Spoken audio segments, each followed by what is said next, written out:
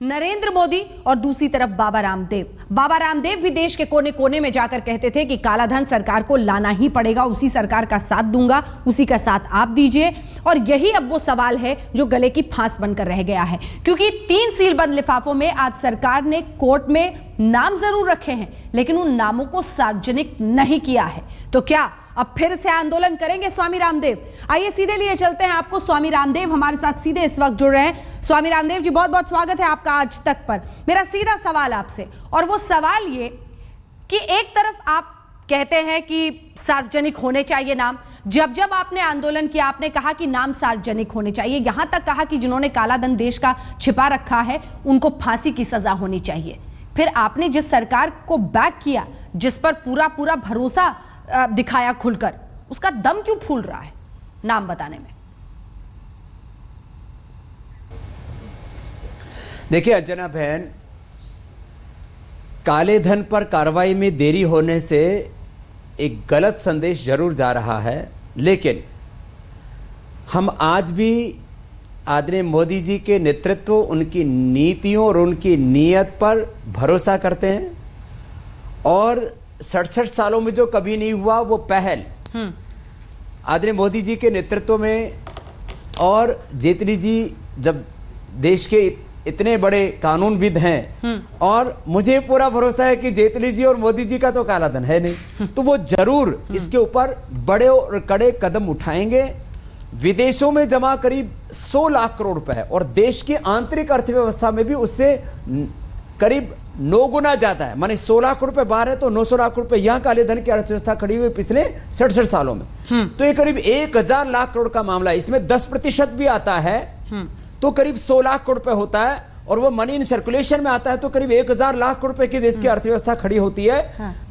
महंगाई, गरीबी से लेकर के आर्थिक दरिद्रता, पुअर गवर्नेंस और जो है तमाम जो देश के अंदर विषमताएं, इससे देश को बाहर निकाला जा सकता है। तो अभी देरी जरूर हुई है, लेकिन कार्रवाई शुरू हुई है। निश्चित रूप से एक मुकाम तक ये अभियान पहुंचेगा। हाँ, लेकिन मकाम तक पहुंचेगा, ठीक है, सभी को देश में ये उम्मीद है कि मकाम तक पहुंचेगा। मेरा सवाल आपसे ये है स्वामी रामदेव जी कि ये जो देरी हो रही है, इतना वक्त दिया जा रहा है, जिसका भी काला धन है वो क्या इंतजार में बैठा है कि सरकार आए, नाम सार्वजनिक करे, ईडी, एसआईटी सब मिलकर जांच पूरी करें और फिर वो काला धन वापस आएगा? उनको वक्त दिया जा रहा है कि वो अपने काले धन को छिपा सके, जहां भी हटाना है हटा सके। सवाल यह है कि यही उंगली आप उठाते थे यूपीए पर कि लेट करके साजिश रच रही है सरकार, उनको वक्त दे रही है। एनडीए के खिलाफ भी बोलिए।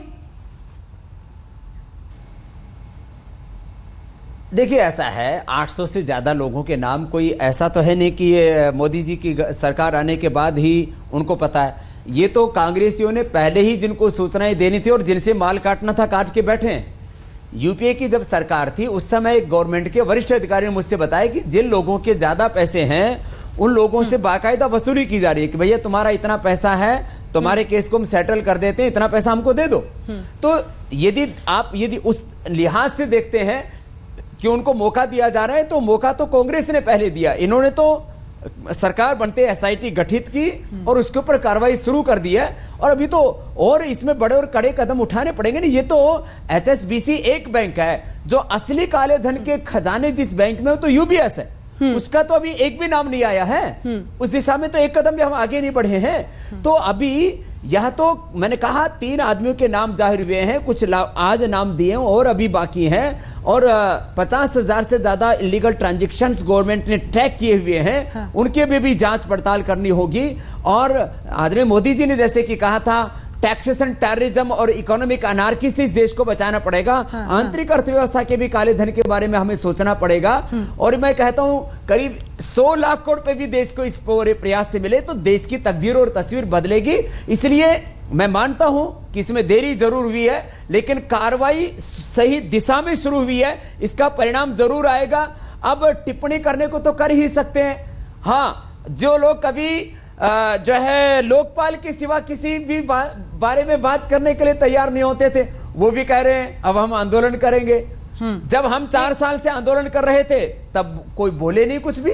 और हमने तो चुनाव से पूर्व, लोकसभा के चुनाव से पूर्व भी बीजेपी के तमाम शीर्ष नेताओं से लिखित में ले रखा है कि वो काला धन चाहे विदेश में है चाहे देश के अंदर काला धन, उसको दिलाने के लिए जो भी प्रामाणिक कदम है, रिजल्ट ओरिएंटेड जो स्टेप्स हैं, उसके लिए जितने भी कानूनी प्रावधान है उनको भी पूरा करेंगे और इस देश को काला धन दिलाएंगे। नहीं, आप मुझे ये बताइए कि आप रामलीला मैदान कब के लिए बुक कर रहे हैं? स्वामी रामदेव, आप रामलीला मैदान कब के लिए बुक कर रहे हैं? क्योंकि एक तो सरकार नाम सार्वजनिक नहीं कर रही है, उसने सीलबंद लिफाफे में दिए हैं। एक, जैसा कि आपने कहा कि सिर्फ HSBC नहीं, यूएसबी बैंक में भी बहुत सारे ऐसे अकाउंट्स हैं, देश के अंदर की भी बात आप लगातार कर रहे हैं, इन सब पर सरकार की तरफ से कोई स्पष्टता नहीं आ रही है। कोर्ट के फटकार के बाद, इंटरवेंशन के बाद नाम देते हैं, वो भी छिपाकर सीलबंद लिफाफे में। आप आंदोलन कब कर रहे हैं? सब पूछ रहे हैं कहां चले गए बाबा रामदेव? देखिए बहन, सारे नाम गवर्नमेंट को सार्वजनिक करने चाहिए और केवल नाम हिंदुस्तानियों के सार्वजनिक नहीं करने चाहिए। जो NRIयों के भी नाम हैं उसमें भी United Nations convention against corruption, एक संधि स्विट्जरलैंड से लेकर के भारत से लेकर के तमाम टैक्स हेवन देशों ने भी की हुई है, उसके तहत हम NRIs के ऊपर भी कार्रवाई कर सकते हैं। इसलिए यह प्रश्न नहीं कि उसमें जो है भारतीय हैं कि NRI भारतीय हैं, इससे कोई प्रश्न जो है बात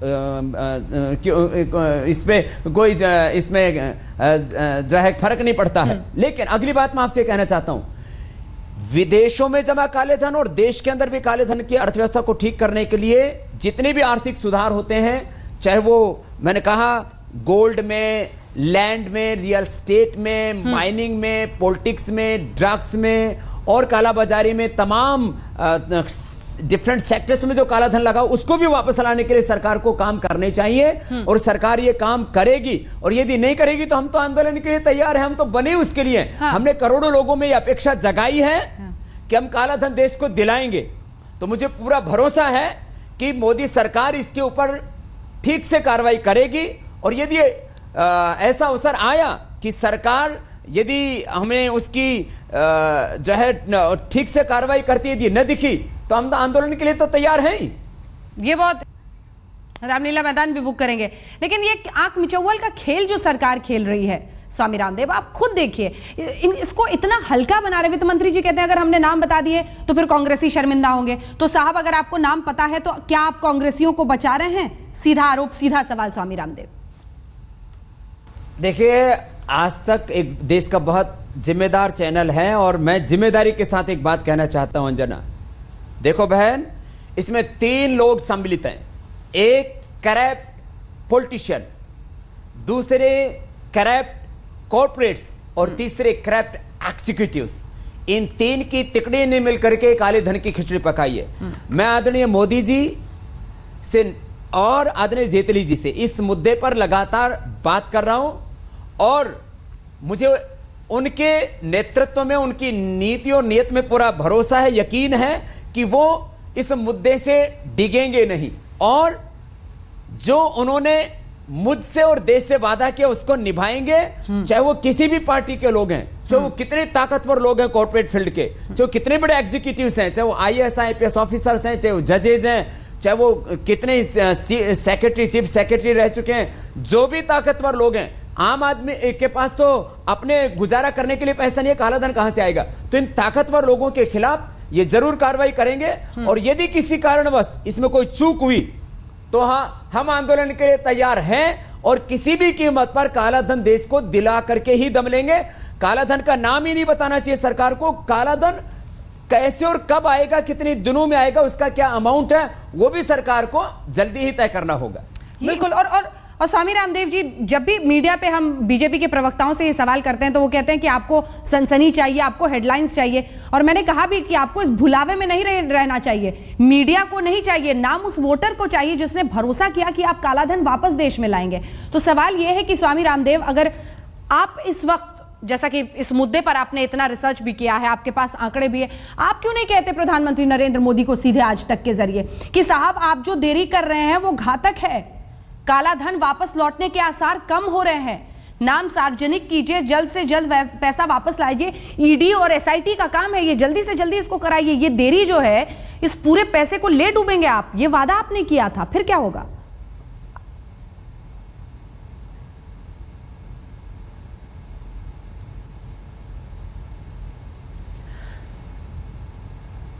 देखिए अंजना, मैं आदरणीय मोदी जी से आदरणीय मोदी जी से इस मुद्दे पर मैं ऑलरेडी बात कर चुका हूं और आदरणीय जेटली जी से भी ऑलरेडी इस मुद्दे पर बात कर चुका हूं। क्या कहा उन्होंने? आदरणीय मोदी जी, आदरणीय जेटली जी ने मुझे पूरी प्रतिबद्धता के साथ कहा कि स्वामी जी, हम इस दिशा में पूरी कार्रवाई कर रहे हैं। अभी भी मैं दोबारा से इस मामले में अपडेट उनसे लूंगा और मैंने कह दिया है कि इस पर कोई शक की गुंजाइश नहीं होनी चाहिए कि काला धन नहीं आएगा। यदि किसी कारण से भी और अधिक देरी हुई और यदि इस देश के ऊपर पुनः एक राष्ट्रव्यापी आंदोलन की आवश्यकता पड़ी तो रामलीला मैदान से लेकर के पूरे हिंदुस्तान में दोबारा से हम आंदोलन के लिए तैयार हैं और किसी भी कीमत पर, किसी भी हद तक जाकर के हम ये काला धन, चाहे वो देश के बाहर है, चाहे देश की आंतरिक अर्थव्यवस्था में है, हम ये देश को दिलाएंगे। और ये काला धन वापस मिलने पर हिंदुस्तान की अर्थव्यवस्था अमेरिका से 1.5 गुनी, चीन से 2 गुनी होगी। हमारा 1 रुपए लेने के लिए अमेरिका को $1.5 चुकाने पड़ेंगे। इतना ताकतवर मुल्क इस काले धन के मुद्दे से बनता है। ये छोटा मुद्दा नहीं है, ये देश के खून पसीने की कमाई जिन चोरों ने जमा की है उनसे लेना पड़ेगा और जिन्होंने टैक्स चोरी की है। इसमें 2 तरह का काला धन है, एक टैक्स एवेजन करके और दूसरा करप्शन और बड़े बड़े स्कैम्स करके। वो किसी भी तरह का काला धन है, हम वो छोड़ने वाले नहीं है। नहीं, लेकिन स्वामी रामदेव जी, दिक्कत तो ये है कि नरेंद्र मोदी जी इस मुद्दे पर कुछ बोलते ही नहीं है। सब कह रहे हैं कि पहले मनमोहन सिंह साहब थे और अब मोदी जी काले धन पे मौन हो गए हैं। देखिए, मोदी जी के बारे में तो उल्टा लोग कह रहे हैं कि पहले वाले ज्यादा बोलते थे, नहीं बोलते थे, अब वाले ज्यादा बोल रहे हैं। अब देखो, आप आरोप तो कोई भी जो है लगा सकते हैं, लेकिन मोदी जी कहने में कम, करने में ज्यादा विश्वास रखते हैं। ये हमने उनका ट्रैक रिकॉर्ड देखा है। और मोदी जी किसी के सामने झुकने वाले नहीं है। और लोकसभा चुनाव से पहले अनेक बार हमारी उनसे वार्ता हुई है और उन्होंने मुझसे कहा, स्वामी जी, मैं 100 नहीं 200% इस काले धन के मुद्दे पर आपके साथ हूं। मैंने उनसे यहां तक कहा था कि आदरणीय मोदी जी, इसमें छोटी छोटी मछलियां नहीं, जो अभी डाबर के चेयरमैन और एक गोवा और एक गुजरात के व्यक्ति का नाम आया, तो इसमें तो बड़े बड़े मगरमच्छ हैं। तो आदरणीय मोदी जी से ने मुझसे पूरे विश्वास से कहा कि स्वामी जी, चाहे कितने बड़े मगरमच्छ हों, कितने बड़े गिरोह हों, हम सबको बेनकाब करेंगे और किसी भी कीमत पर हम काला धन देश को दिलाएंगे। तो मोदी जी की प्रतिबद्धता में मुझे कोई कमी दिखाई नहीं देती है। नहीं तो फिर किसकी कमी है ये? इन 3 लोगों का क्या कसूर था कि उनको आपने सार्वजनिक रूप से उनका नाम कर दिया और आपने बड़ी मछलियों के नाम नहीं बताए? ये तो साफ दिख रहा है ना स्वामी रामदेव जी। 3 लोगों को आप ये जो किश्तों में, इंस्टॉलमेंट में आप 3 नाम बता रहे हैं, फिर कहते हैं हम बाद में जब बताएंगे। तो इन 3 का क्या एक्स्ट्रा कसूर था जिसकी वजह से आपने इनके नाम तो डाल दिए और बड़ी मछलियों को छिपा लिया? देखिए अंजना, छोटी मछलियों के नाम अभी आ गए हैं, मगरमच्छों के भी नाम आएंगे। और मैं तो आपको पहले ही कह चुका हूं कि ये 800 से ज्यादा नाम भी इनको बताने पड़ेंगे और खाली नाम ही नहीं बताना पड़ेगा, उनका जो काला धन है वो देश को दिलाना पड़ेगा, उस पर कार्रवाई करनी पड़ेगी। अब देश इस इंतजार में कि काला धन मिलेगा कब।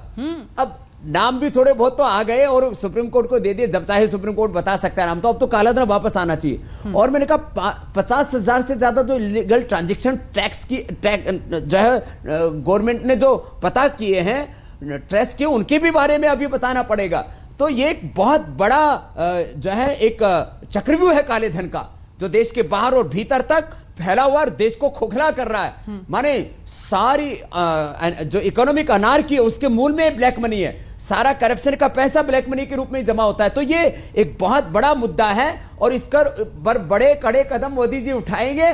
मैंने इस बारे में उनसे प्रधानमंत्री बनने से पहले अनेक दरमियान इस बारे में बात की है और प्रधानमंत्री बनने के बाद भी एक लंबी मैंने मुलाकात की और फिर मिलने वाला हूं। मुझे कहीं पर नहीं लगता कि उनकी, मैंने कहा, नेतृत्व, नियत और नीतियों में मुझे कोई शक नहीं दिखता। लेकिन फिर भी मैंने कहा आपसे कि इतना होने के बावजूद भी हम इस मुद्दे पर चुप रहने वाले नहीं है, मौन रहने वाले नहीं है। यदि आवश्यकता पड़ी तो हम पुनः पूरे ताकत के साथ रामलीला मैदान से लेकर के पूरे हिंदुस्तान में उतरेंगे और ये मुद्दा जो है इसको समाधान तक पहुंचाएंगे और कालाधन दिलाएंगे।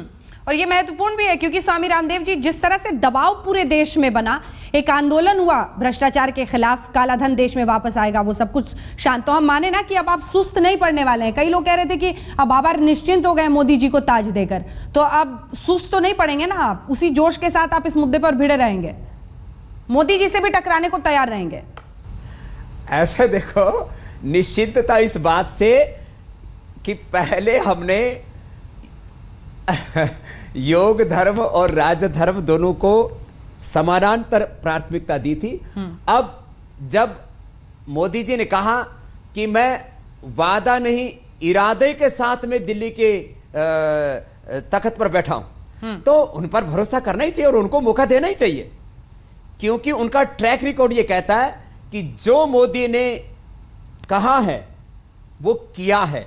और इस मुद्दे पर भी मैं आज भी आपसे इसीलिए बार बार कह रहा हूं कि कोई शक नहीं कर रहा हूं, लेकिन मैंने फिर भी कहा कि कोई भी किसी भी तरह की कोई बात आई और लगा कि सरकार इसमें देरी कर रही है, तो हम इसमें मौन नहीं रहेंगे। पहले भी रामदेव को आपने हमेशा मुखर देखा है और आगे भी आप मुखर देखेंगे, और हम किसी भी तरह से इस मुद्दे से पीछे नहीं हटेंगे। कुछ लोग अपनी राजनीतिक रोटियां सेकने के लिए अब काले धन के मुद्दे पर बात करने लगे हैं, जो मैंने कहा कभी लोकपाल के अलावा इस मुद्दे पर एक बार नहीं बोलते थे। मैं उनके मंचों पर गया तो मुझे कहा, बाबा जी आप ब्लैक मनी की बात यहां नहीं करेंगे। आज वो काले धन के चौधरी बन करके और अब कि हम इस मुद्दे पर आंदोलन करेंगे, कुछ कहते हैं कि हम भी इसमें पार्टी बनेंगे। अब जो है ये क्रेडिट लेने के लिए नहीं, अब तो काला धन लाने के लिए इस देश में एक सकारात्मक वातावरण बनना चाहिए, सकारात्मक पहल होनी चाहिए, और इसके लिए हम पूरी तरह से जैसे पहले खड़े थे ऐसे आज भी खड़े हैं और अंतिम दम तक अड़े रहेंगे। तो मतलब बाबा रामदेव का काले धन वाला मुद्दा अब केजरीवाल हड़प रहे हैं, झाड़ू तो आपने छीन ली उनकी, काला धन वाला मुद्दा केजरीवाल हड़प रहे हैं। ऐसा देखो देखिए, मैं आदरणीय केजरीवाल जी, आदरणीय अन्ना जी या प्रशांत भूषण जी, किसी के बारे में बात नहीं कर रहा हूं। आप देखिए ना, ये ट्रैक रिकॉर्ड है, आपके पास तो सारे एविडेंस हैं। मैंने क्या कहा, उन्होंने क्या कहा और क्या किया, ये तो आपने अपनी आंखों से देखा अंजना। क्या एक बार भी अपने लोकपाल के आंदोलन के दौरान इन्होंने ब्लैक मनी के बारे में बोला, मुंह खोला कभी भी?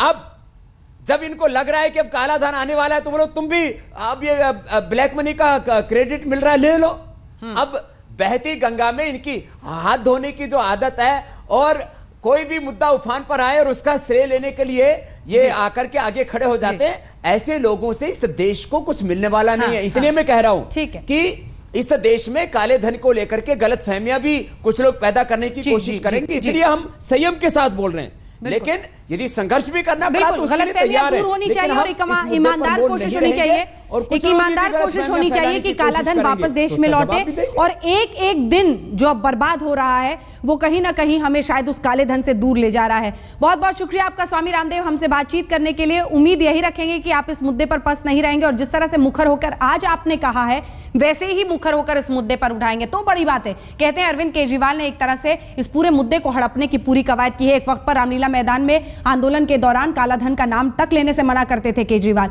दूसरी तरफ अगर जरूरत पड़ी तो सरकार के खिलाफ रामलीला मैदान में भी उतरेंगे काले धन के मुद्दे पर। आप देखते रहिए आज तक। स्वामी रामदेव आज तक से बातचीत में बड़ा आरोप अरविंद केजरीवाल पर लगाते हुए उन्होंने कहा है कि काले धन पर एक वक्त पर मुझे मंच पर बोलने से आंदोलन के दौरान मना किया जाता था और अब हड़प रहे हैं। इधर उन्होंने कहा है सरकार बताए कब आएगा काला धन, सरकार नाम सार्वजनिक करे, नहीं तो अगर मुझे सरकार की नीयत में या लगा कि सरकार इसमें ढीलासिली बरत रही है तो मैं एक बार फिर से आंदोलन के लिए